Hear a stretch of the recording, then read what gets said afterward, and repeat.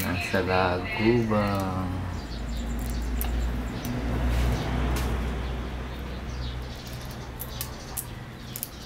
Yan, tanggalan ng pakpak. Ano ito, ante? Anong tawag dito? Dito sa Ilocano? Abal-abal. Abal-abal.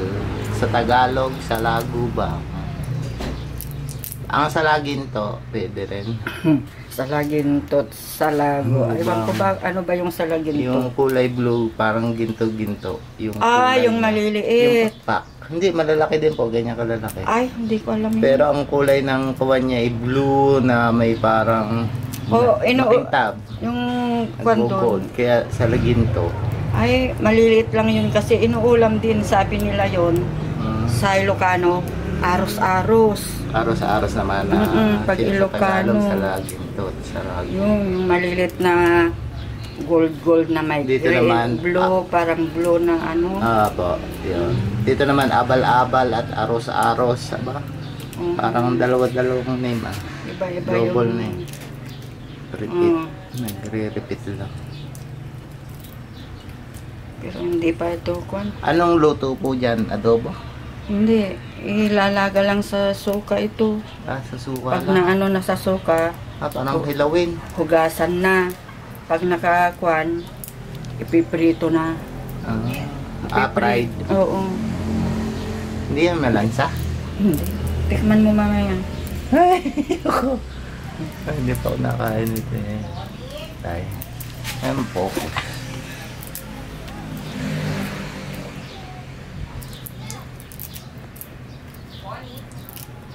Lagubang na yummy. Binili ni Eric, 300.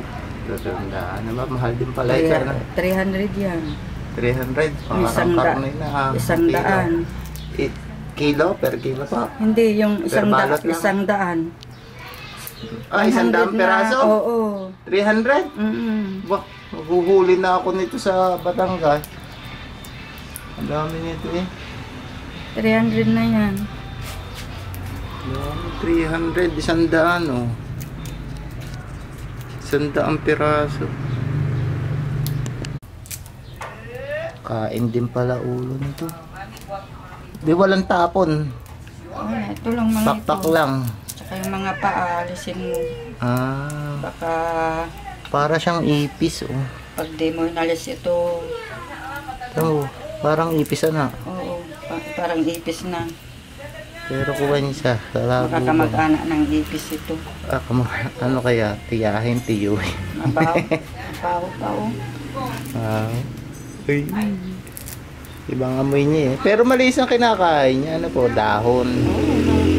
Dahon Alam mo ang ba kung kinakain niya. nung kwan pa kami, pumupunta kami doon sa may sementeryo. Marami pang kwan doon noon, hindi pa ganyan ang sementeryo. Taniman ng mga buto ay ng ano yun? Doon kami kumukuha. Sa amin naman po laruan namin yan sa Tagalog. Yung tatalian yung paa. Tapos papali pa rin paikot-ikot na may tali ng sasako, yun ang ginagawa. Sinulid pala, sinulid. Sorry. Yun sa sinulid. Tapos ginagawa namin ito pet. Pag kukuha ka dito sa tubo, marami. Sa tubo? Ay siya sa amin sa puno. Puno ng mangga, inuugog po. Yan ang din dito. Oo, mga puno. Huwag mo na rin dahil nakakapit na sila. Pero pag gabi, yung... Pero malimit dito po sa damuhan, sa talahib. Talahib, tsaka sa mga tubo nga, doon sila.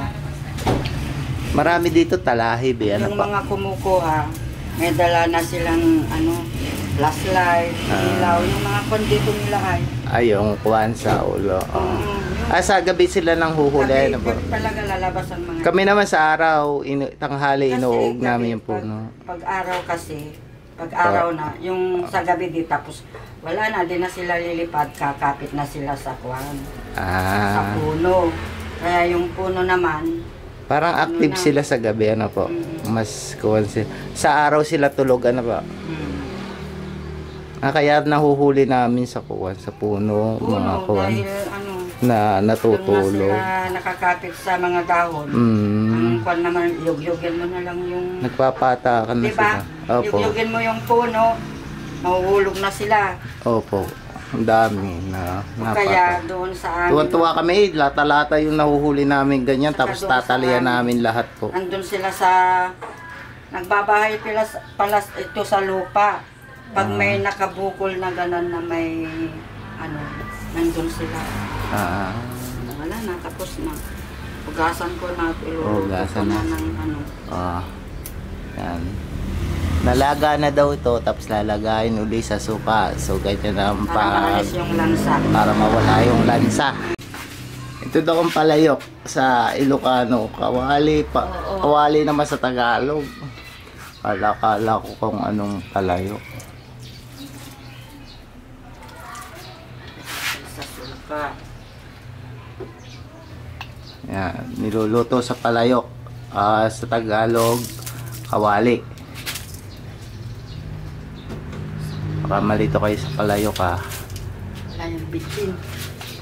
Ayan, lagyan ng suka, asin.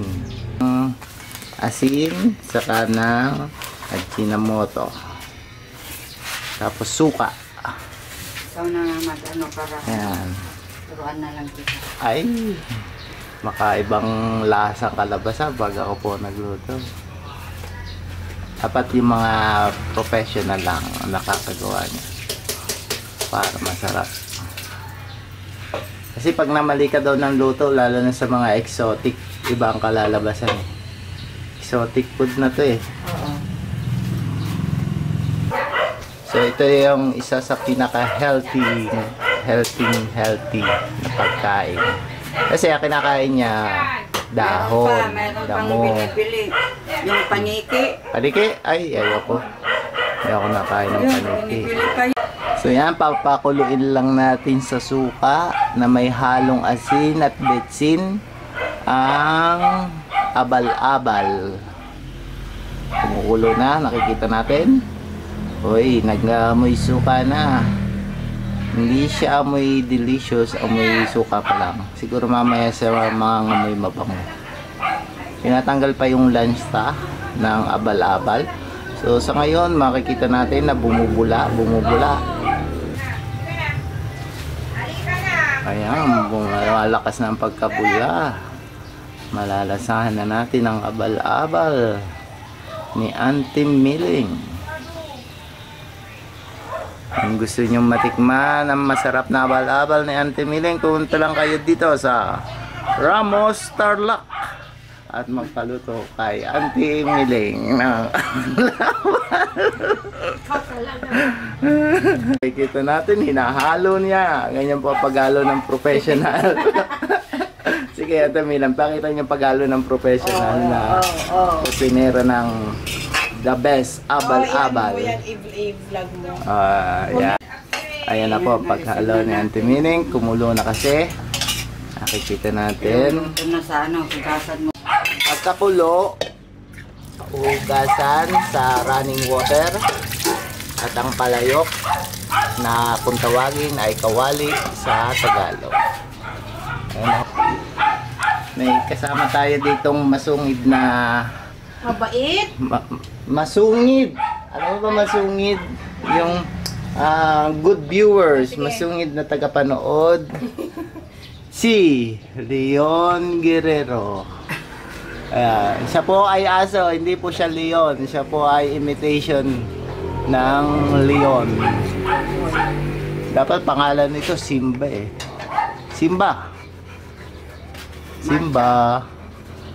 Siya si Leon Guerrero. Ayan. Nakita mo yung buntot mong gupit leon. Gupit leon po siya ngayon. At ilalagay na po sa mainit na kawali na makita ang abal-abal. Ayan. Ganyan po. Nilagyan ulit po ng betsin. Nakita natin. Ang mahusay na pagluluto ng ating Auntie Miling. Ayan na. So, hinalo na.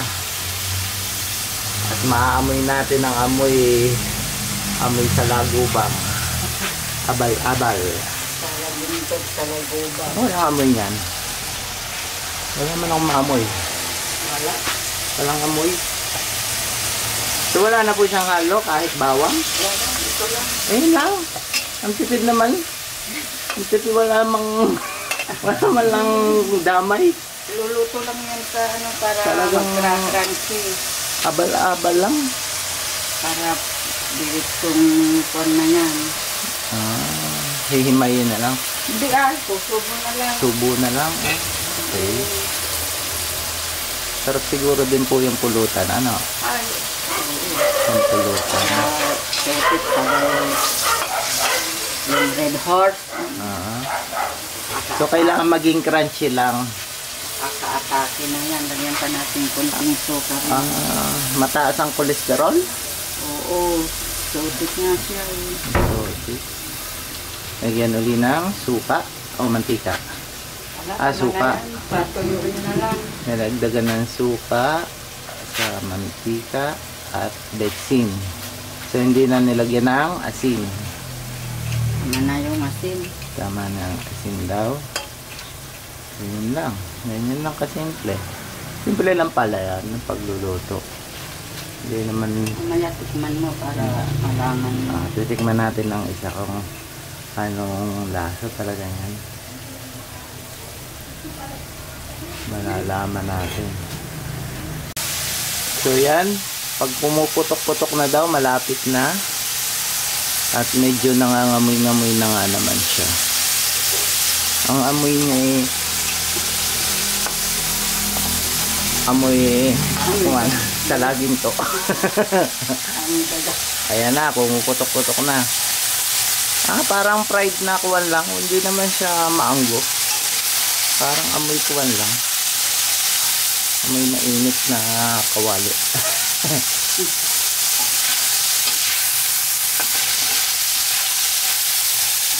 Ayan.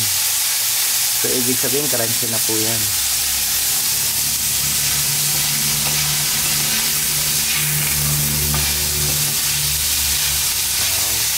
Hindi pa lang ang kuha yan. Yan na yung isang sign na malapit ng maluto. Pag nagpuputok-putok na siya. Parang yan. Ready to serve na. Ayan. Parang amoy mabango nga. Hindi ko ma-distinguish na kung anong amoy.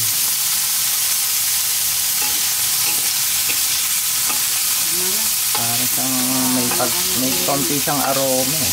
Napakla. Napakla po yan? Bago masunog yun. Masunog, mapait. Ayan. Titikman na ni Auntie. Sige natin, kaya niya.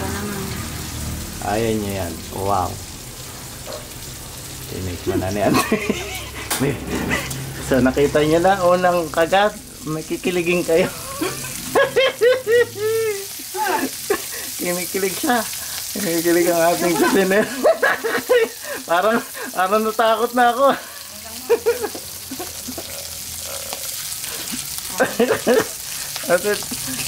Parang natakot na ako sa bakit kayo na parang napangimit. Yan ang ganda na ng kulay.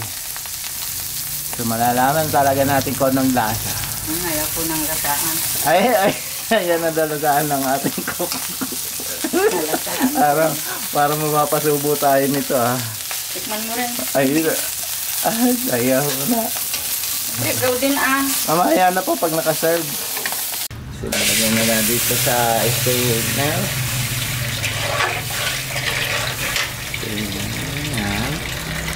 Ready to serve na to. Okay. So ito na yung luto ni Auntie Miling na abal-abal. Forward mo ka. Yan. Yan, So, yummy. ngayon titikman natin ang abal-abal o sa lagubang ng Ilocano. Antay, ganito kain. Buo to. Bakit matigas? Okay lang? Yan. Talagang Hot lang. ganyan siya, sige. Masarap daw ito healthy to. Diba? Rich in iron. Rich in iron daw. First time kong makatikim, yummy. Masarap siya. Parang Masarap. Masarap yung kalawan, pero yung... Ba't nakakunot ang loob mo? Hindi, may makukuha ka parang pakpak. Parang balot yan. Sige, nguyain. Wag mo kasing i-feel. Hindi, yung pakpak, kakainin ko yun. Oo, Matigas yun eh. oo, oo. Alis naman yung kanya. Kainin mo yan lahat. Nguyain mo ng mabuti. Buo kasi. Bakit mo hinati-hati? Kala lang yung Kala ko ha. Ayos, Auntie. Matigas to eh. oo. Tinatawanan ka ni Auntie. Ganito ang pagkain, oh. Ayan, si Daisy kakain na ng abal-abal. Siya naman ang susubok. Okay. Yummy. Yummy daw. Harap. Sanay ito eh. Ako hindi. Oh, parang chicharon lang.